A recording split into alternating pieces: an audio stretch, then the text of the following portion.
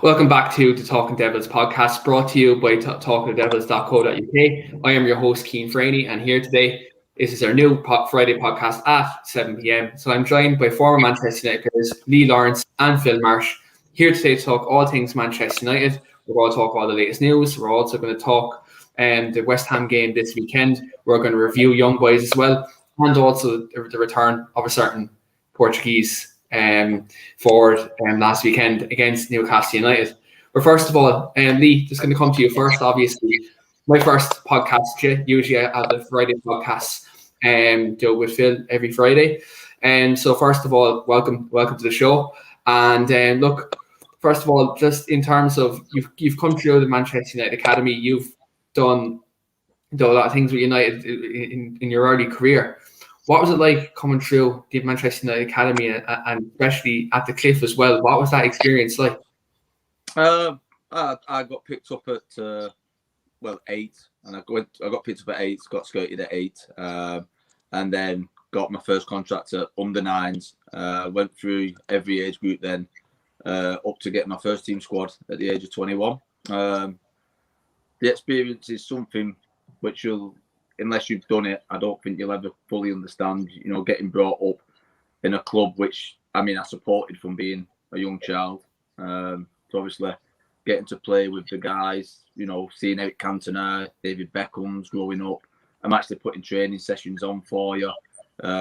Absolutely phenomenal. Great upbringing. I think as a person, it levels you too. When you go through the stages with United, certain stages, it's always drummed into you about what it means to be at the club. The history of the club, they make it, they drum it into you. And it's a special upbringing, and it's a special place to be. And obviously I weren't fortunate enough to play. I played a few first team friendlies, but obviously injuries had other ideas about my career. But it was a privilege, and it's something I want to change for the world. And like in terms that kind of, you mentioned that you had a lot of training sessions with experienced Man United players such as Eric Cantona, you're around players like that. What was it like to kind of be around them and kind of learn more about the ethos of the Manchester United way, and kind of how did that stand you in good stead for your overall kind of football career? It's a strange one, really, because obviously when you're younger, let's say under 12s, under 13s, and you're looking at these players, what are playing week in, week out. Like, say, one of my first memories of being at Man United was being a young lad, maybe 10, 11-year-old, and Eric Cantona coming down and putting a few sessions on for us down at the Cliffs.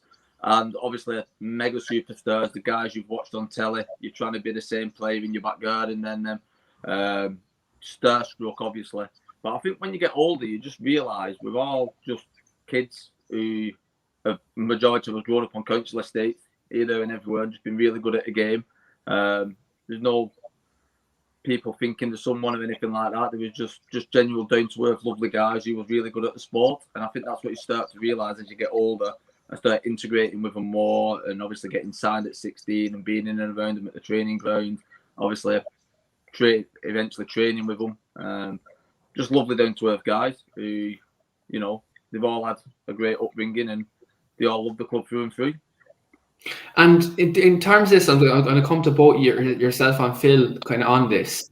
When you're kind of coming through the academy, especially kind of coming up to youth level, you'd have the link between the kind of youth and the first team.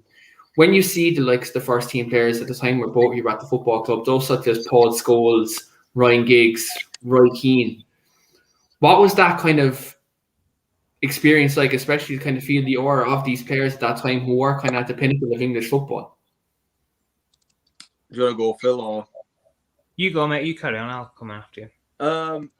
Obviously, when you start integrating with them, you start training on a pitch, you've got to kind of man up straight away. Especially, I'm sure Phil will tell you this, you're training with the likes of Keane and Scholes.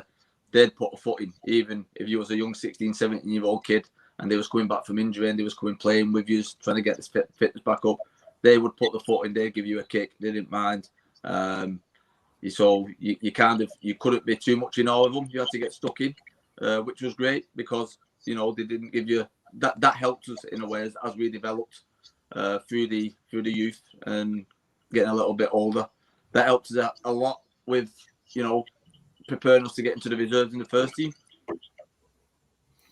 And Phil, just to kind of to come off that as well, like when you see all these players, like the likes of Keane, you've seen the likes of Scholes, Gary Neville, players like that who were at the football club and kind of really carried themselves in such a way that they had a winning mentality and they had, they always demanded the best standards. If you liken that now to the current kind of Manchester United squad now, when you have the likes of a Bruno Fernandes, Cristiano Ronaldo, Paul Pogba, players like that, do you think when you're coming up as kind of a youth player, coming up through the setup, that it's vital that you do have these kind of older, experienced players who can kind of help guide you, but also be that kind of example of how to carry yourself as a professional footballer? Yeah, definitely, and I think Manchester United at this moment in time, they're sort of starting to get that back a little bit. I think over the maybe past 5-6 years, they've not really had them characters in the dressing room, and maybe for some of the younger players to maybe look up to. But I think, obviously now with the likes of the players you've just mentioned, I think that is something that's massive in terms of the whole club, not just the first team.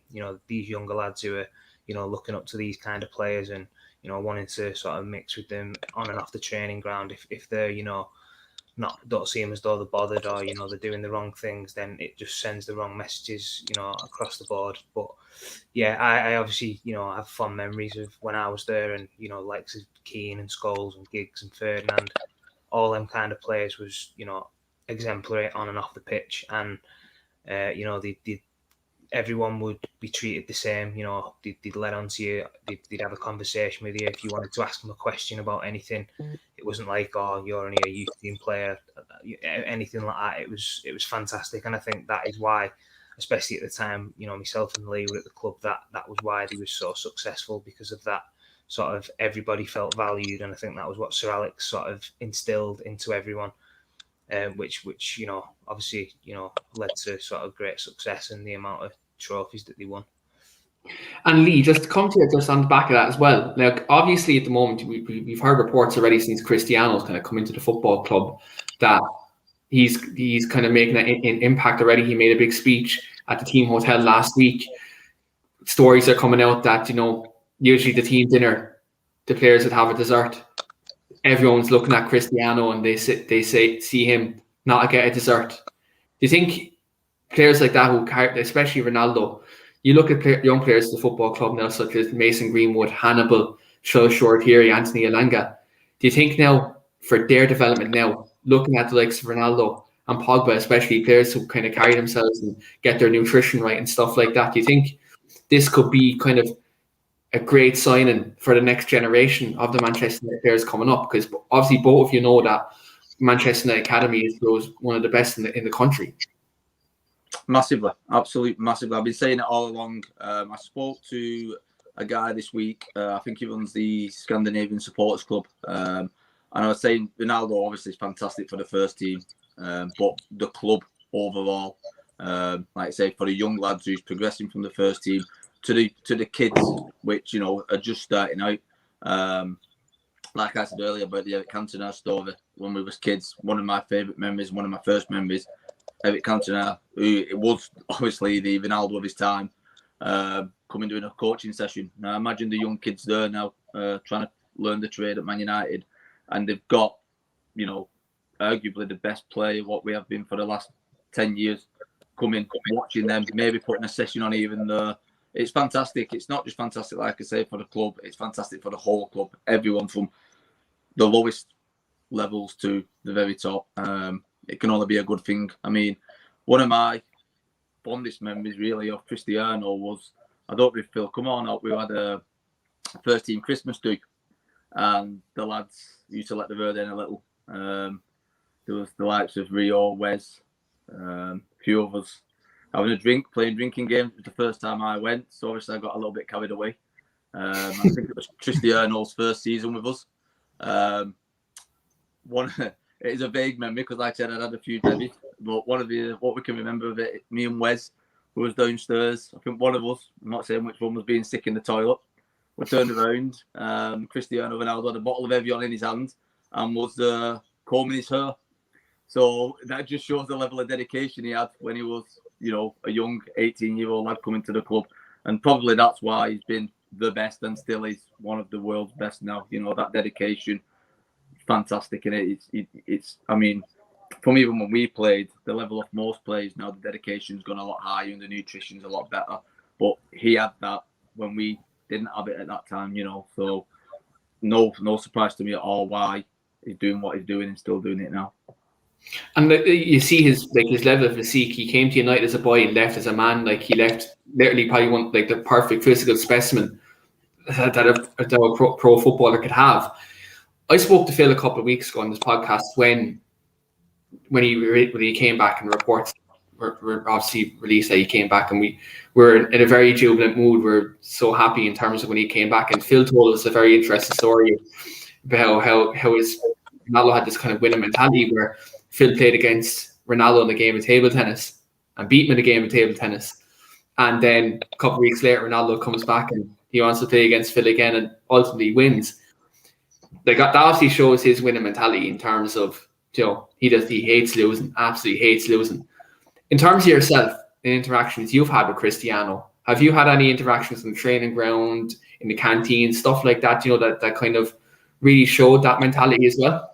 Like I say, not really, as in, I've trained with him. Trained with him a couple of times. I think I said it on the show last week with Wayne. Is the ability what he had as a young lad on the training field was just absolutely unreal. Like I said last week again, we had some quality players on that field who was training with us at the time, and he was a young 18-year-old lad, and he showed every one of us up. When he come to United, he was quiet. What I remember of him, obviously we had some characters back then, but it was just a quiet young lad. Obviously, probably a little low on confidence when he first came. Reminds me a bit of Jado now. He's been signed. There's been a lot of hype over him, and they need to get the confidence up. And I think that's where he was right at the beginning. But like I say, I can only speak on what I seen on the training ground, and he was phenomenal, even at that age, absolutely phenomenal. When he came at 18, he kind of had that raw ability, and he always took on a player. Like, he always doubled down on himself. Like, I know now he's a well matured player, and he's, you know, if not the greatest of all time, but definitely in the conversation with Lionel Messi. But when he was young, he was a raw footballer. He'd take a player on, he'd do the step overs, he'd do so many skills and tricks, and you seen the level of maturity of his game from the start of his United career to the end. He became a goal, not only kind of a very skillful player, but a goal scorer as well, you know, at the same time. So it's great to see the evolution of Ronaldo from the time when you both interacted with him when at your time at the club, now at 36 years of age at his second spell at United. And you can see the impact he's had already, like on the dressing room. He scored in both of his games that he's played in, which we will touch on later on in the podcast. But it's a great sign. And look, I think, again, for the younger players, like your likes of Hannibal, you have your likes of Greenwood, Short, Heary. I'll even go as far to say, I know he's 23. He's redeveloping, but Marcus Rashford as well. You look into his recovery, you look at the physical shape he's in right now, and the training pictures that were released by the football club yesterday. You're going to see, you know, this rub off in so many players. And again, it mightn't be now, but the next generation of Man United players coming through in the next 3-4 years, you're going to see the after effects of the Cristiano Ronaldo transfer, which I think as Man United fans, we can benefit, you know, massively from that. Obviously, we've had 2 games in the last 7 days, and we've had Newcastle United at home in the Premier League, and then obviously the Champions League game against Young Boys. Just touching on the Newcastle game last weekend, 4-1 win, large parts. So we're the dominant team. We had most of the possession. We played very well. Phil, I'll just come to you first, just on your overall thoughts in the game. Obviously, it's return of Cristiano Ronaldo. It was the hottest ticket in town. Obviously, if you check their YouTube channel, guys, you would see the videos from the stands. Atmosphere was electric. After this video, definitely drop down to our YouTube channel. Check it out. Absolutely fantastic. But for yourself, Phil, what do you feel about the game, watching it live and seeing the return of Ronaldo, and obviously Jadon Sancho and Rafael Varane also getting their first Old Trafford starts? Yeah, I mean, I think, you know, the first half especially was, you know, it weren't the best. I think obviously it was a bit scrappy at times and stuff, but obviously Cristiano Ronaldo in the right place at the right time. It was no surprise when he sort of popped up just before half time to get that goal. A poacher's goal, if you like, which is, not sort of something that gets taken for granted. I think that's the reason why he scores so many goals, because it's a fine craft and an art to be in them kind of positions as a centre forward. Yeah, so I think that was a great little confidence booster for him on a personal level in terms of getting off the mark straight away, which I think a lot of people would have put pressure on him to have done anyway, regardless of how the game went. I think he was under a bit of pressure, maybe from himself, but a lot of people anyway. I think Varane was solid. I think he had a really good game again. I think he's been sort of, excluding Ronaldo, I think he's been probably, the standout performer for me in the last couple of games. And yeah, I think Sancho, obviously, he's sort of struggling a little bit at the moment, but I wouldn't get too concerned with that just yet. I think he's obviously still trying to find his feet a little bit, and his confidence looked maybe a little bit low at the moment. But I think as soon as he gets a goal or plays well in a couple of games on the spin, I think he'll sort of turn that around. And then obviously, second half in that game, I think the goals that we scored in the second half were fantastic. I think Ronaldo's obviously second goal was a good ball, but the way he sort of just manipulated that ball into the space and finished off like he does.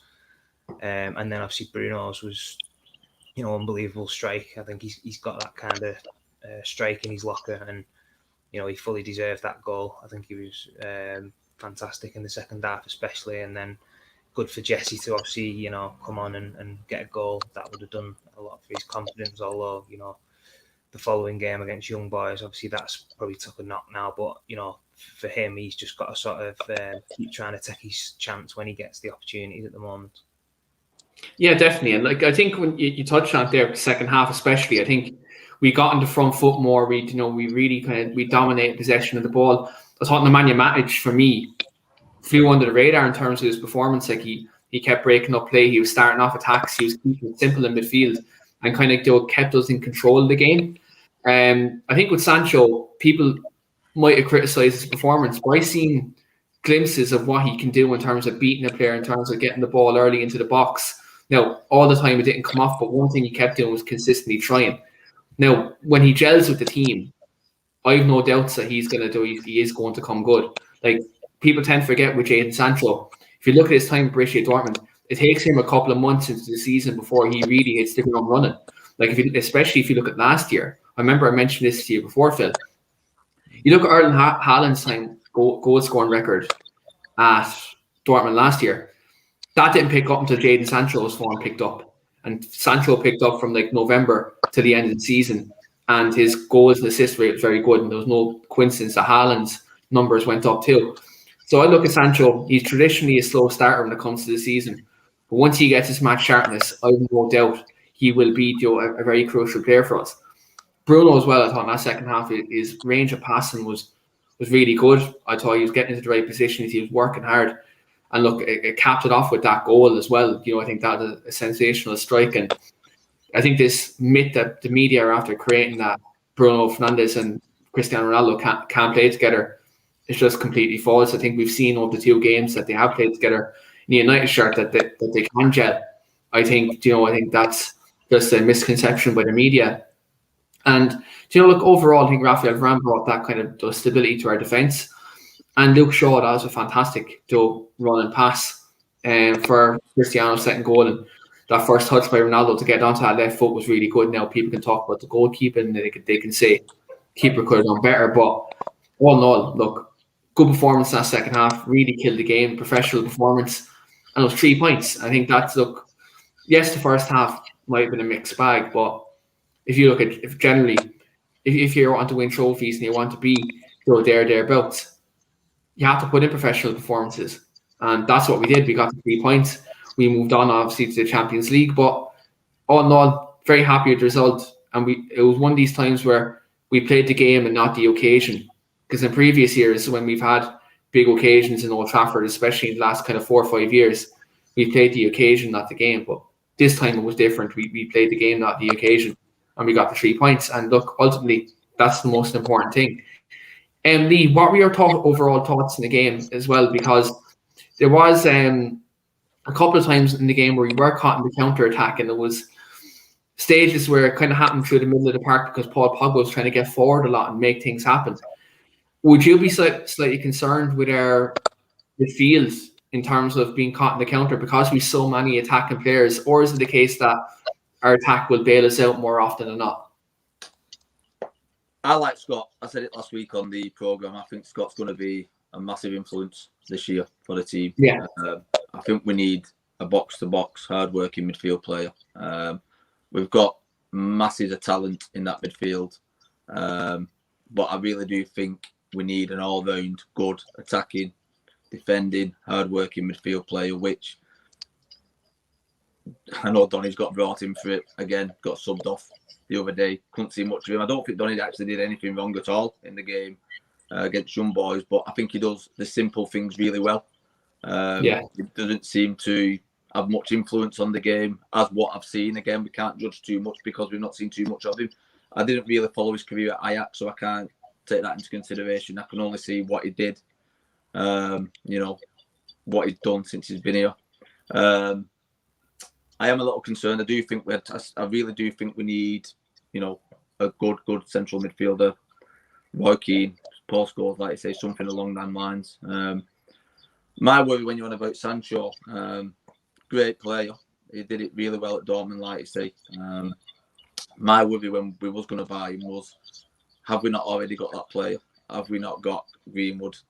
Have we not got Diallo coming in? Have we not got a Rashford? Have we not got even a Lingard, which can do the same job? And could the money have been spent better elsewhere, i.e. midfield again, central midfielder? It's not done. I know Jado's, he looks like he's playing with not much confidence at the moment. I think when he does find his confidence, it can't be a bad player, can he? What he's done over in Dortmund, you know what I mean? He's not a bad player. He's not going to be a bad signing. He's going to do some good things. I just think he needs to get that confidence up. I think Varane's an absolute quality signing for United. I think he's completed that back four now. Luke Shaw, obviously my old position, I was a left back. I weren't sure about Luke. Injury prone, a bit overweight a couple of seasons ago. Proved everybody wrong for me. One of, if not the best left backs at the world at the moment. I think with Maguire and Varane and Bissaka, and then the backup we've got for that, we've got obviously Lindelof, Bayer, Dalot. We're looking good in defence now for me. We're looking solid. I would like to strengthen that midfield though. I'd like a Wilfred indeed. I know he's not for sale, he'd never come. I'd love a Kante, some kind of player like that. That's the kind of player I'd like to see in that midfield at United. Definitely. I think, there's been a kind of far cry from United supporters, definitely for that kind of more defensive-minded midfielder to kind of play in there alongside Pogba and Bruno to kind of give them the freedom to kind of go attacking, kind of blitz teams. A lot of talk in the United fan base is, can McTominay be moulded into that role? I do think he can be. Like, he is a box-to-box midfielder. He's very press-resistant. Like, he beats that first phase, the press, really well. He carries the ball well. It's just sometimes maybe decision-making on his first pass sometimes leaves him down. But look, when you have coaches like Carrick and Fletcher there, especially who played that role in midfield, he can learn. And the great thing about McTominay is in the last couple of years, he's really kind of developed different parts of his game, especially last season, like in terms of like arriving late into the box, being that box-to-box midfield player. It was his best goal-scoring season, since he obviously came through to the first team. He's consistently improving, so I can definitely see him maybe being moulded into that player maybe later on in his career. But look, I agree that if you have a midfielder like a Wilfred Ndidi, a Declan Rice, N'Golo Kante, these great whole midfielders who can will most definitely improve. But then, look, we've players like James Garner at the football club. I know he's on loan at Forest right now. Maybe this extra year in the championship can maybe aid his development, and maybe he can come back next year and maybe fight for that place. We've young Ethan Galbraith in the under-23s. He's playing for Northern Ireland as well. Internationally at a senior level at the moment, he played fantastically for him in the international break. We have a lot of options. So again, next summer will be very telling as to what happens with that midfield role. But look, I'm under no doubt that Solskjaer has a plan in place. He most definitely has a plan in place for that position next season. And look, we're blessed in the forward areas as well with the likes of You've Cavani, Ronaldo, Greenwood, Martial, players who played number 9, and then you have players like you've Rashford, Lingard, Amad Diallo, Jadon Sancho. The list goes on in terms of players who can play in the wing. So we're stacked at the moment, and it's probably the strongest squad we've had since 2013. Like, I think that'd be a fair statement to make, post Sir Alex, that this is most definitely the strongest squad. And again, when you have a player like Ronaldo who comes in, that just raises everyone's levels to a tenfold. So very excited kind of about this current team and where we can go this season. Moving on, obviously, look, I think every Man United fan was on kind of a wave of jubilance and positivity and happiness. Obviously, they signed Ronaldo. He comes back, he gets a brace in his second debut, and we're all kind of singing Viva Ronaldo. We're all delighted. And then we go away to Young Boys in the Champions League this week. Look, I couldn't have expected us to not come away 3 points. I thought it was an absolute banker. But look, I suppose with football, anything can happen. We go away to Young Boys. Obviously, we're playing on an artificial pitch. One miscontrol by Wan-Bissaka. They challenge, gets a red card, kind of turns the game on its head. Phil, we went 1-0 up through a Ronaldo goal, looked plain sailing before that point. Do you believe in the Young Boys game that red card kind of changed everything? And do you think that was kind of the kind of deciding factor as to why we didn't pick up the 3 points the other night? Yeah, I think obviously watching the game up until that sending off, there was only going to be one team that was going to win the game. I think, comfortable. Obviously a great goal, fantastic pass from Bruno for the goal. And yeah, I think we was quite comfortable up until that point. Obviously after the sending off, I think for me personally, I think Ollie maybe missed a trick a little bit. I think maybe staying sort of with the sort of team that we had, I think he could have maybe changed it in a slightly different way and still sort of stayed a little bit more attacking for me. I think personally for me, I would have looked at maybe bringing Varane on and going maybe 3 at the back with Maguire, Shaw and Varane, and then keeping Sancho on and keeping somebody with, a little bit of pace to sort of play on the counter attack a little bit maybe. But obviously that's just my personal opinion. I think obviously he brought Dalot on and sort of went back to a back 4. And obviously, I think his intentions were just to try and sort of see the game out and maybe, get a 1-0 or, try and maybe score another goal on the counter, which didn't quite pan out. But obviously, in hindsight, the game was still there for United to win. I just think that obviously the crowd got up after the sending off. They obviously got the goal and, that'll give them that bit of confidence. Like, it can happen in the Champions League and an away ground. It's a tight ground on a 4G pitch. And inevitably, they get the winner late on from a really bad mistake from Jesse, which, again, I think that sort of made the sort of performance, if you like, a little bit more sort of heightened in terms of, I don't think it was a great performance by any means, but I think if we'd have come away from that game with 10 men and we'd have picked up a point, I don't think there'd have been as many sort of negativity and not as many, sort of bad vibes about the game, because obviously, away from home with 10 men in the Champions League, you take a point sometimes. I think we're still going to qualify from the group comfortably, but yeah, it was just obviously a bad night all round in the end. Yeah, look, I think it was a bad night at the office, really, for me. I think I look at the substitutions for me. I think the Dalot one made sense as soon as Sancho got sent off, because we needed someone to cover that right flank.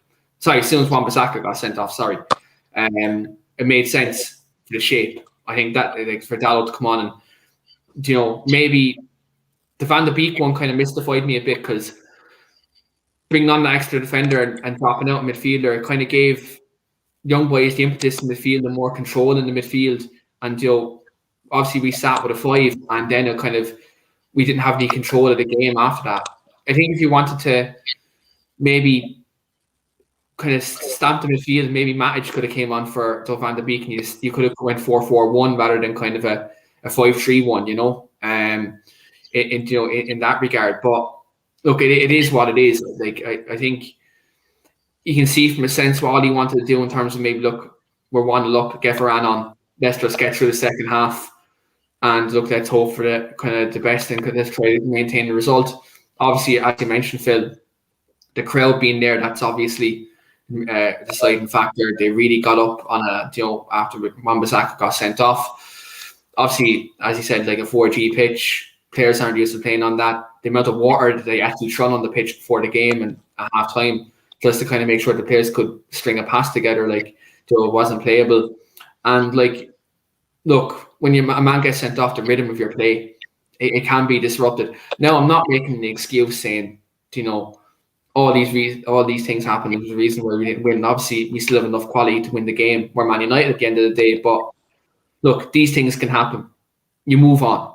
And I think a great thing for me is that Atalanta and Villarreal drew, which means, look, yes, Young Boys got the win, but our two probably biggest competitors in the group both drew, which means we beat Villarreal at Old Trafford. We can forget about that Young Boys loss. We can go back and take control of the group. I'm under no illusion that we won't top the group. I think we still will. I think we will comfortably as well. Because I think the likes of Villarreal, Young Boys, and Atalanta are all going to take points off each other during the group. And I think we'll most likely win the rest of our games. Most likely. Well, look, it's one of these games. Bad day at the office. You move on. And look, we've a big game coming up this weekend against West Ham at the London Stadium. Which you look at United's away record domestically. We're 28 games unbeaten away from home.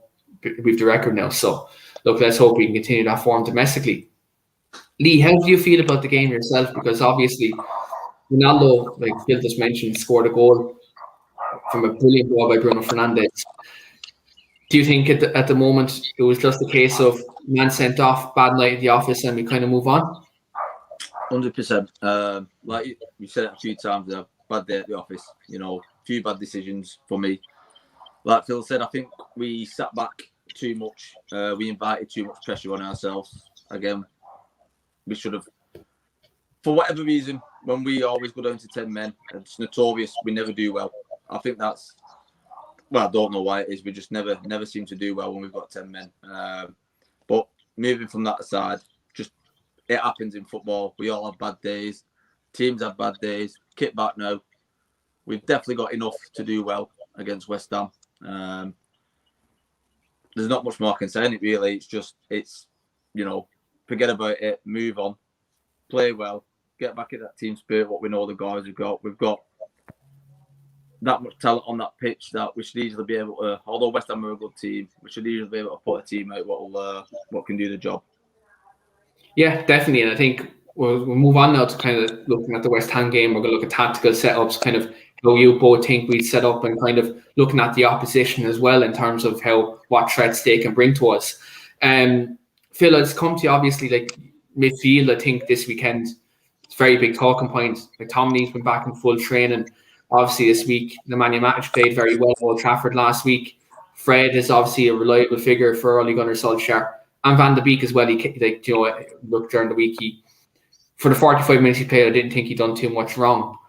For you, is this where the game's going to be won and lost? Because obviously, when you look at West Ham, Rice and Souček in midfield are two very good midfielders. Obviously, the likes of Lanzini in there as well as a number 10. He's a very good option in midfield.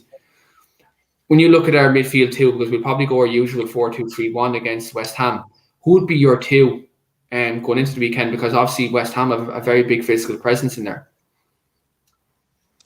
Yeah, I think McTominay definitely will be in there for me personally. Whether Ollie thinks it's too soon or whether he's not been fully up to speed in training in the couple of days that he's maybe trained this week, but I just think he offers a little bit more than the likes of Fred. But I think Solskjaer trusts Fred, and I think he's sort of his go-to man when sort of you're playing against teams that have got them sort of industrious players like to Declan Rice and stuff. So for me, I think he'll probably go with them too, sort of this weekend, and hopefully, as I say, he goes with McTominay. Sorry, should I say I meant what I said. I hope he picks Scott McTominay to play instead of Fred. But yeah, I think he will pick Fred just because I think he trusts him more, and I think obviously with him just coming back from an injury, I think that'll be the reasoning behind that. But I think obviously, as Lee just said, I think we have got a good enough team to beat West Ham. They are a good side. Obviously Antonio got sent off as well in the last game, so he'll be a sort of a big loss for them. I think he's obviously, a great player, and he's shown in the sort of games this season what he can do. He's been probably one of the best strikers in terms of goals and assists up to now. So it will be a tough game, but I'm hoping that, as I say, it's one of them games now after a bad result away at Young Boys. There's going to be lots of players who want to sort of bounce back and sort of have a good positive reaction to try and obviously get a win under the belts and sort of, keep the league form sort of ticking over. Yeah, definitely. I think, look, we're top of the league at the moment. We want to keep that form going. And I think in midfield, I agree. I think McTominay and Pogba for me would be the ideal partnership for me. Like, I think when you look at the couple of games they played that partnership last season, I know we didn't win the Europa League final, but if you actually look at the way they work together, they actually played quite well. And like, if you look at attacking wise, it's probably our best midfield too. But also we match their physical presence in the field. Pogba is a very strong player on the ball. McTominay is a very good player in the air, very good though getting forward and breaking up the play. So for me, McTominay and Pogba would be my midfield too going into this weekend. Not only because it's our best attacking option, but also from a physical sense. Like, obviously the likes of Fred, you kind of worry when the likes of Tomáš Souček breaking forward, do them late runs. Fred could be targeted, in that regard. So I think definitely McTominay, Pogba, but we have seen that Ollie, because there is games where he can rely on McTominay, Fred, and it has worked for him in the past, they could revert to that, just to kind of maybe let Paul push further forward and maybe play Paul on the wing on that left channel on the weekend. Lee, I'm going to come to you with something slightly different with regards to this game. Obviously, Aaron Wan-Bissaka did unfortunately get sent off during the week. These things happen. Obviously, he's going to be out for the next couple of games in Champions League. Do you maybe think this weekend's a chance for maybe Diogo Dalot to come in and just kind of gain that bit of match sharpness because he's going to play them couple of games in the Champions League in these next kind of 2 weeks? Or do you think it's a case where Wan-Bissaka is given a chance to kind of redeem himself and continue kind of playing right back? I think Ollie mentioned Dalot in his press conference, what I caught. I do think he's going to give him a chance, to be honest. He apparently last year he did really well away on loan. I've got a feeling that, they said he's been doing well in training. It looks like he's got all the aspects to be a real good right back, although I do rate Wan-Bissaka. I think he's a great right back. It's always nice and healthy to have that competition. So yeah, I do reckon he's going to give him his chance. I do reckon he'll give him a game or two, see how he gets on. And if he does well, Wan-Bissaka might have a bit of an head scratch on his head.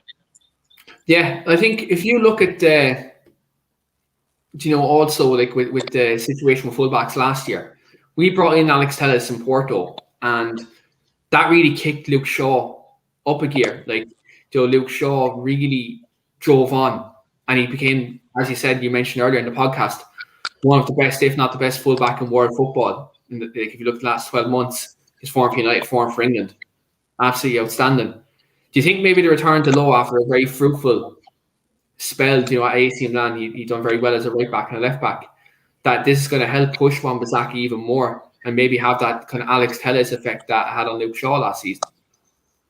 Yeah, definitely. It's always, like I said, it's always healthy to have competition. It brings out the best of you. If you get comfortable playing any position really, and you've got no one really challenging you, you don't want your players to take the foot off the gas too much. If they know that they have a bad game or they make a mistake and there's someone behind them who's as good, if not better than them, who can push them for the place, it's always going to bring out the best in them. It's always going to make them push to want to stay in that first 11. So yeah, it can only be a good thing. Like I said before, the depth of the squad now is a lot better than we've had probably post Sir Alex Ferguson. A lot more chances for lads to get in. And it can only be good for the team overall. Yeah, definitely, 100%. And look, when you have players fighting for place in every position, creates that hunger and winning mentality, and hopefully trophies do come along with that as well. We have a comment in here from Wayne. Wayne says, with the Raiola nonsense and assuming Pogba is off, does Ollie now go with Fred and McTominay all the time? Phil, I'm going to pose that to you. Do you think, obviously, the quotes came out today from Mino Raiola, he was talking to the media today, and he said that himself and Pogba are talking to Manchester United. They're going to see what's going to happen, obviously, in the next kind of coming months. But he has mentioned that maybe Juventus could be on the cards next summer, as Raiola says every year. If this talk intensifies again within this kind of next couple of months, do you maybe think Ollie reverts to Fred McTominay, or do you think, because in the last 12 months, Ollie's man management of Paul Pogba has been quite good, he's kind of utilised him well despite all the media talk, do you think maybe he sticks to Pogba, or does he go with the Fred McTominay partnership in midfield? Well, I think for me, I'd always want to play Paul Pogba if he's heads on it, and if he's playing the way he has been sort of recently, then for me, I think he's got to play. Obviously, there's always going to be speculation with the likes of Paul Pogba, and obviously his agent's notorious for saying stuff in the media and things like that. I just think for me, Paul Pogba still needs to be playing football, and if he is going to move away, maybe next year, then that's something that can get dealt with then. I think as long as he's still committed to the club and performing at the levels that we know he can perform, for me, he's got to be playing in the team. I think Fred and McTominay are too much alike, and it's a little bit more negative for me. I think you need somebody who can get on the ball, who can break the lines, and also contribute with assists and stuff. And I think if you had them two maybe in that position, that the sort of assists and the sort of positive and the creativity, if you like, wouldn't be quite as much as what we'd probably want at that moment. Yeah, look, I think if Pogba doesn't play, we do see a definite drop in quality, especially from a creative aspect. And look, it's evident. Like, I think when you looked at the time he got injured last season, especially we were top of the league, he's out for them a couple of weeks. We dropped off. So, like, I think Paul Pogba playing this team is very, very important. And I think one thing I'll say with Ollie, especially with this Pogba situation, if the shoe was on the other foot and it was the previous manager we had, Pogba would have been gone last year after that Leipzig incident. 100%. I think Pogba leaves. I thought Ollie's man management of Paul Pogba post Leipzig, when Raiola did come out with them comments, we've seen the most consistent Paul Pogba in that time frame from December up until now, in all his period at Man United. I think this is the best we've seen. Like, it's no secret. Like, you've seen him last season with his goals and assists. You've seen him doing the Euros. Fantastic for France. He was having it was kind of almost like Zidane 2006, like, in terms of the way he was carrying France. And then obviously that Switzerland game happens, and look, it was just an anomaly they got out. And then you look at this season, he's 7 assists already. Like, at the stage of the season we're at, he's gunning for that assist record. And if he keeps going the way he is, he's breaking that 20 assists. I think 100% that could definitely happen. But one thing he has with Ollie is a very good relationship. And I think if he's leaving, it could be a situation when Cristiano left in 2009 where Ollie's like, look, if you want to go, you can go, but just give us your best between now and then. And look, if we win a trophy, one of the big trophies at the end of the season, and look, he's like, look, I'm going to give you a service between now and May, so be it. I'd just rather him stay in the team and we win something this year and we keep building. But if I had my choice, I keep him.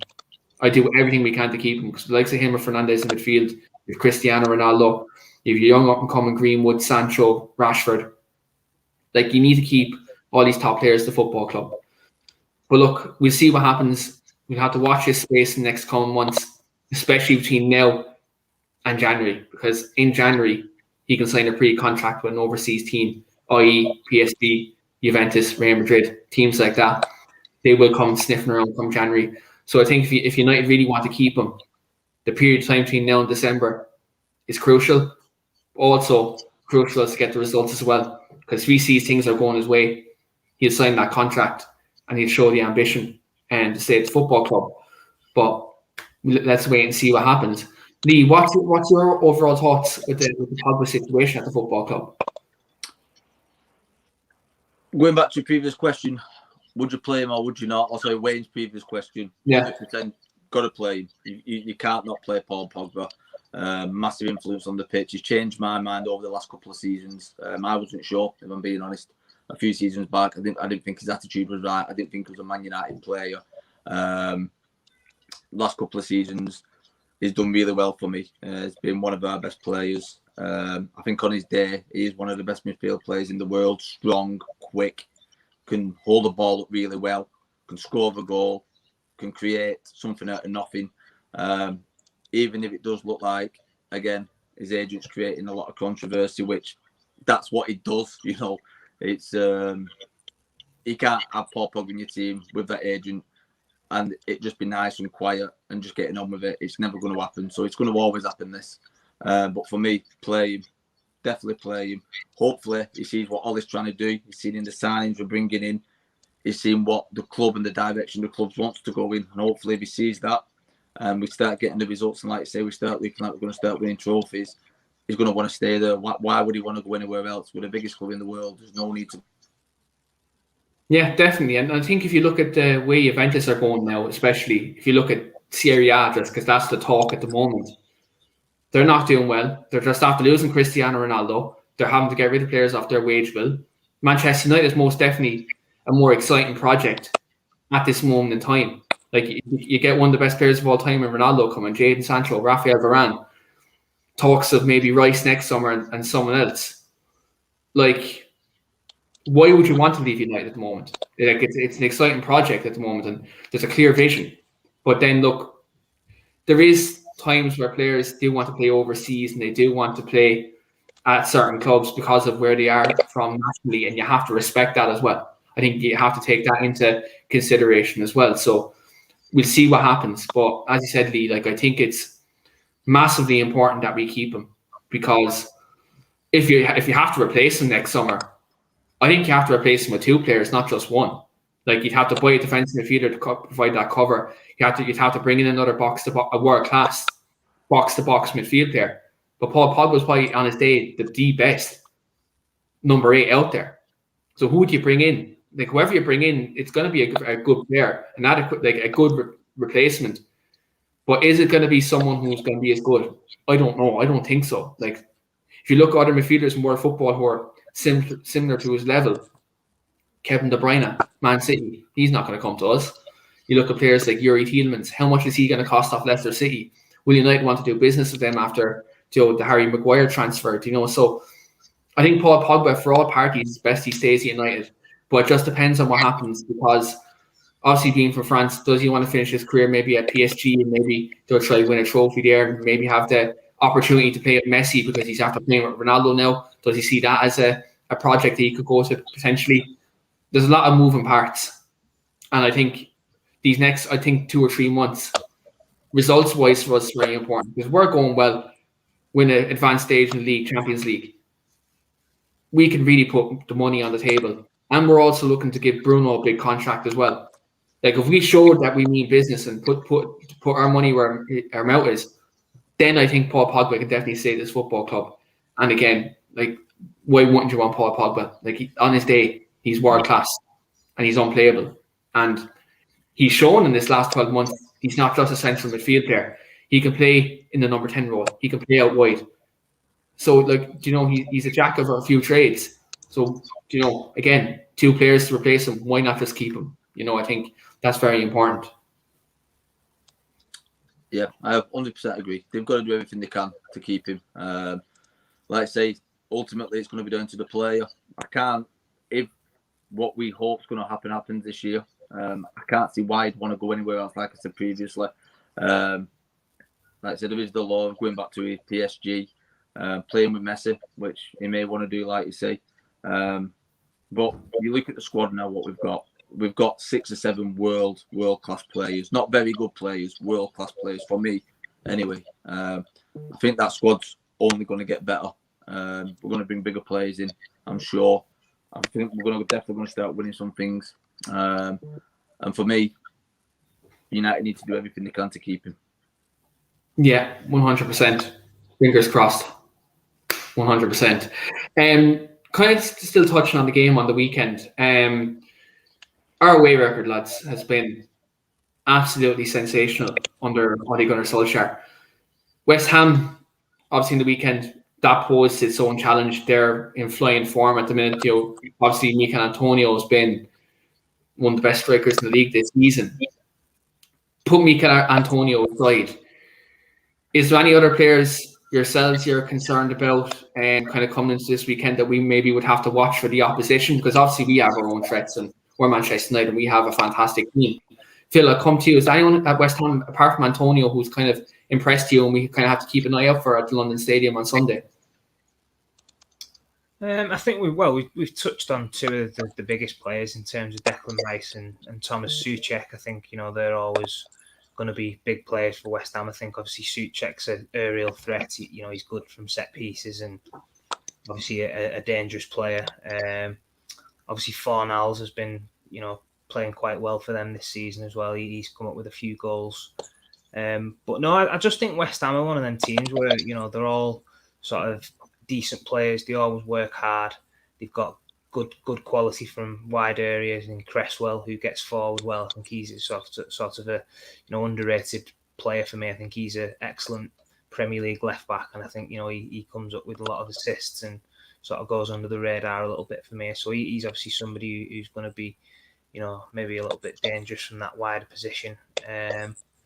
But no, as I say, I think obviously Antonio was the big one, and obviously with him getting sent off, I think he'll be a sort of big miss for them. So yeah, other than that, I think there shouldn't be much problems. And Lee, like in terms of what Phil has touched on, obviously they're Antonio-less at the moment. They played in Europa League last night, played quite well actually, and I thought though David Moyes had them very well set up, and they've done very well to win. Antonio again was kind of a key part in that.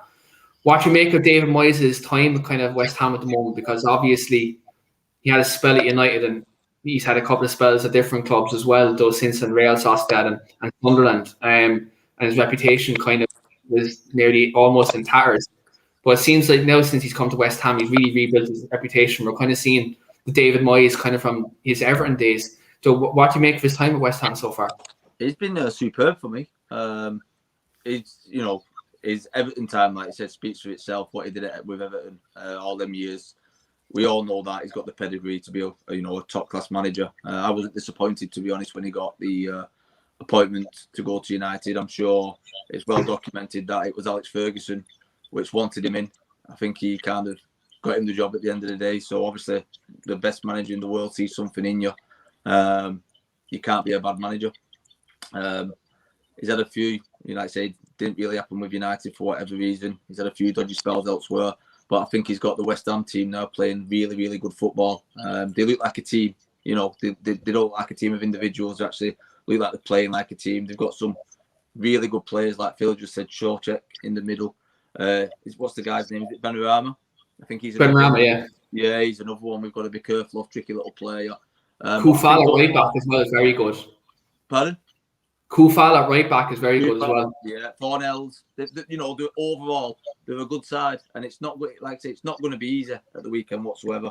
I do think we've got the strength in our squad to beat them, but it's definitely not going to be an easy game. I think we're all going to have to be on the top of the games to get a result there. Yeah, definitely. I think, look, a packed out London Stadium. Like I've seen a stat there this morning that we've only won one game in 4 at London Stadium since we've been there, since West Ham have been there. So, like, I think when you look at it, it has been a tough place for us to go in the last couple of years. But look, again, I said I think we've enough quality in the team. Like we've a very good forward line, very stable back four. Midfield is going to be a battle on the weekend, regardless of kind of what bodies we have in there. But look, overall, we should have more than enough to beat them. And look, I'd like to take my hat off to David Moyes in terms of kind of what he's done there. He came in time after Manuel Pellegrini, where there was a lot kind of turmoil at West Ham. There was kind of people were unsure about their ownership and stuff like that. And he's come in really steadied the ship. Obviously, he brought Jesse in last year on loan, which I thought was a masterstroke, really. So Jesse really elevated them into kind of a European side. And look, they've continued on from there. And look, I think that's definitely his level at the moment. West Ham, he's done a great job there. And look, fair play to him. Wish him the best. Not really on Sunday, obviously. Hope we go out and get the result. But look, it's great to see him kind of pick his career back up, especially after that time at United and Sociedad and Sunderland, because he was kind of falling into free fall in terms of his reputation. But it's great to see him kind of come back now and really kind of push himself and rebuild his reputation in the Premier League in itself. Looking at the weekend itself, obviously, look, there's a lot of threats on both sides, and people are expecting kind of a lot of goals. I'm going to get both of your predictions. First of all, your starting 11 prediction, and then also after that, we're going to get both of your score predictions for the weekend, and then we're going to review them then on the next podcast. See what all three of us got in terms of lineup prediction and score prediction, and let's see who got the closest to it. Lee, going to come to you first. Give me your starting 11 prediction first of all. Okay, let's have a think. De Gea, Dalot, Varane, Maguire, Pogba, McTominay if he's fit.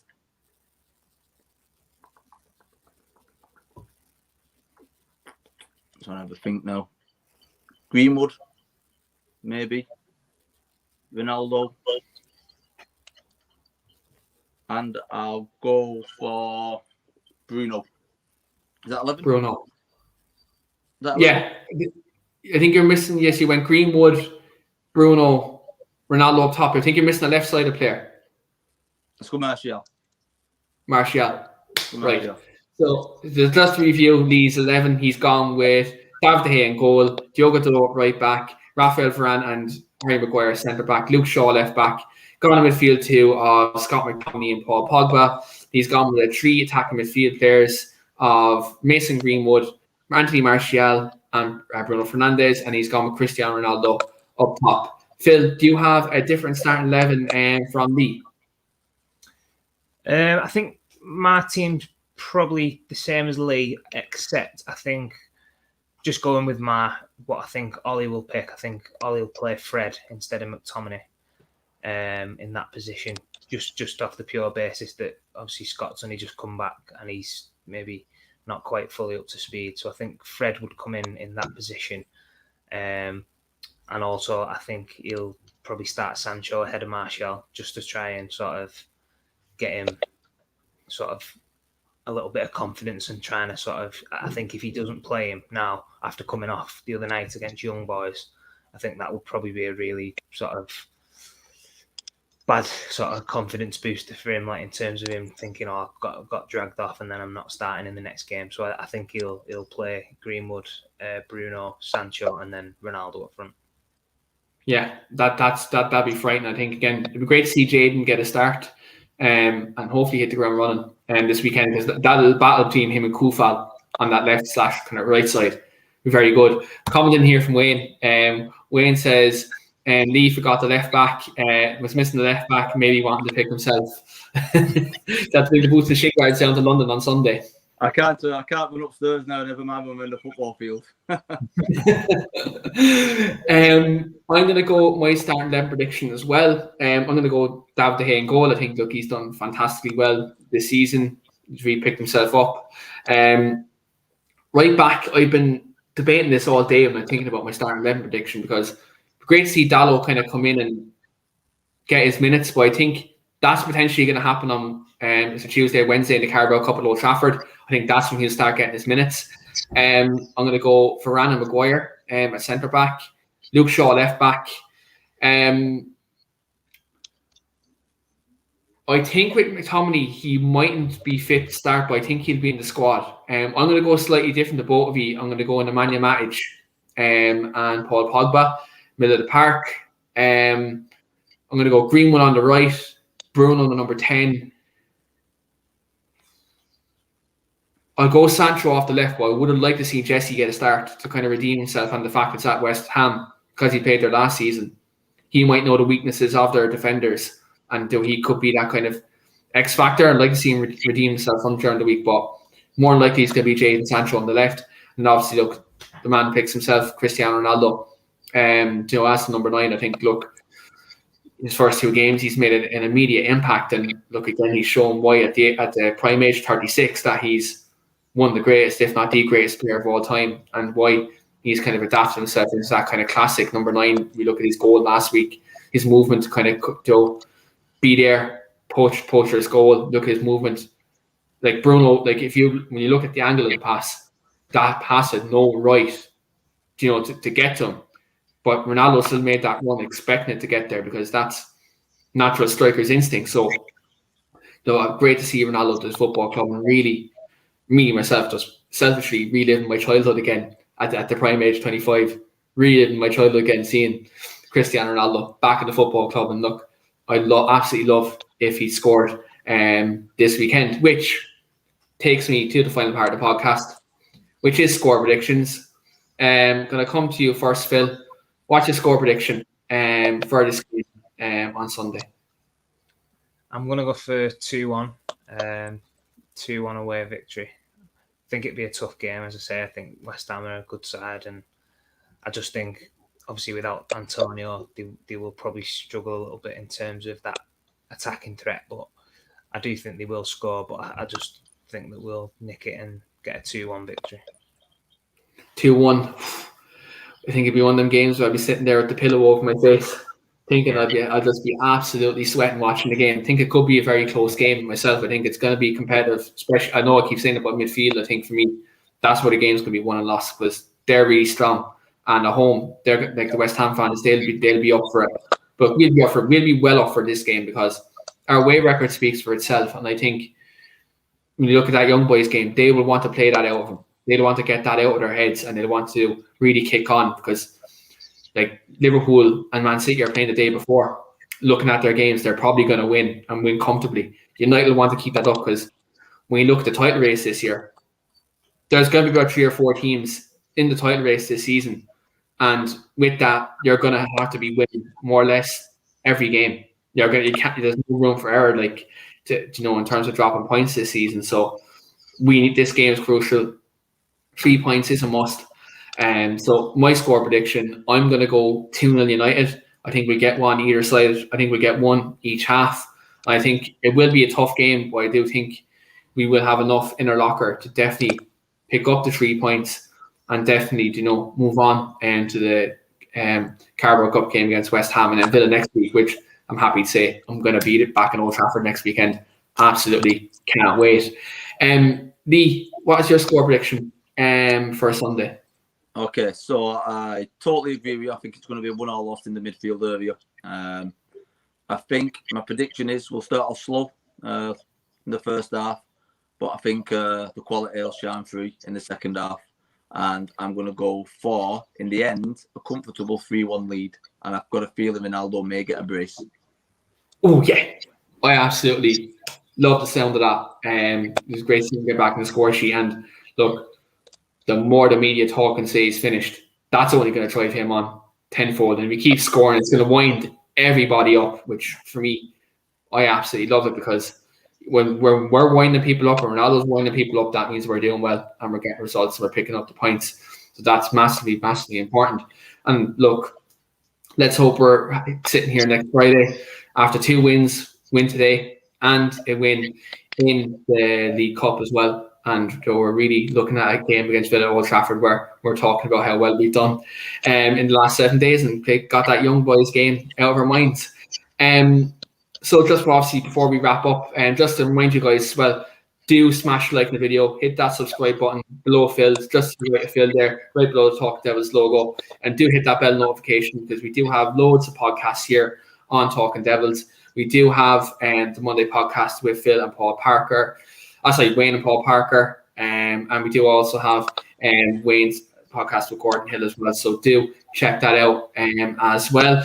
Also, don't forget to drop into our YouTube channel as well, because any of you who don't get a chance to go to Old Trafford, we do have great match day experience videos where we do catch all the glimpses from all the scenes at Old Trafford. So if you haven't seen our last 2 match day videos, do check them out on our YouTube channel. And also you can check out the game away at Young Boys as well to soak up the atmosphere with our away support as well.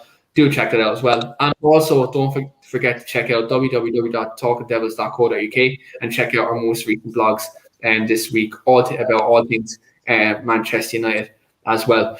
But thanks very much everyone for watching live now, or also watching back on the replay. And don't forget, we will be back next Friday and to preview the Aston Villa game next weekend, and also talk the game against West Ham and also our exploits in the Carabao Cup. But until then, everyone, thanks very much, everyone, for watching. And also thanks to Lee and also thanks to Phil for coming on this evening, as always. And we'll be back next Friday at 7 p.m. with another edition of Talking Devils. Thanks very much.